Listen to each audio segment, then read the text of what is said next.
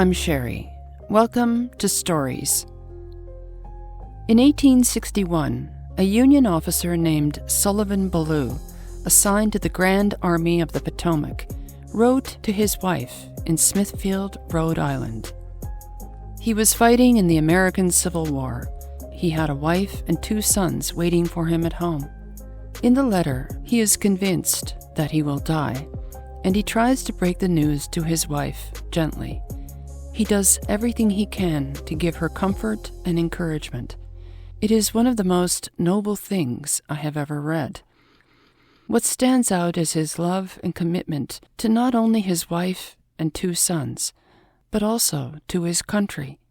He states that he fights because of those who fought before him in the American Revolution, and he cannot let them down. You can imagine his wife reading these words and being heartbroken, but at the same time, so proud of her husband.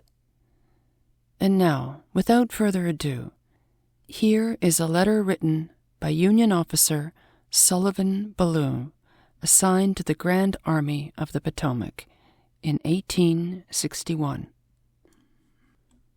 Dear Sarah, the indications are very strong that we shall move in a few days, perhaps tomorrow. And lest I should not be able to write you again, I feel compelled to write a few lines that may fall upon your eyes when I am no more. I have no misgivings about, or lack of, confidence in the cause in which I am engaged, and my courage neither halts nor falters.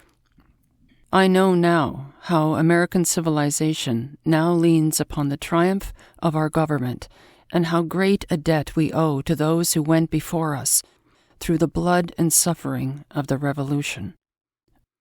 I am willing, completely willing, to lay down all my joys in this life to help maintain this government and to pay that debt. Sarah, my love for you is deathless and seems to bind me with mighty cables that nothing but omnipotence can break. Yet my love of country comes over me like a strong wind and bears me irresistibly with all those chains to the battlefield.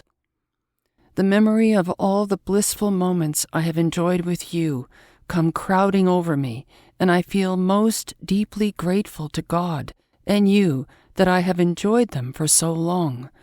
And oh, Sarah, how hard it is for me to give them up and burn to ashes the hopes of future years, when, God willing, we may still have lived and loved together and seen our boys grown to honorable manhood around us. Sarah, if I do not return, never forget how much I loved you, nor that when my last breath escapes me on the battlefield, it will whisper your name. Forgive my many faults and the many pains I have caused you. How thoughtless, how foolish I have sometimes been.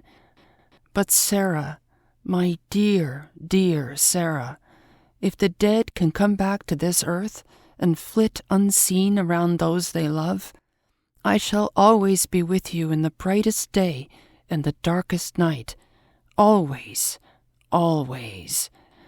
And when the soft breeze fans your cheek, it shall be my breath, or the cool air upon your throbbing temple, it shall be my spirit passing by.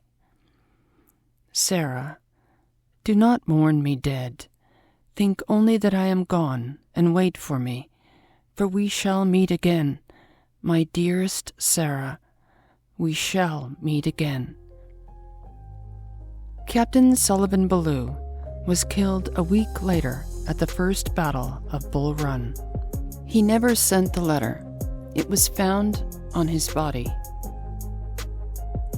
I hope you enjoyed the letter of Captain Sullivan Ballou, 1861.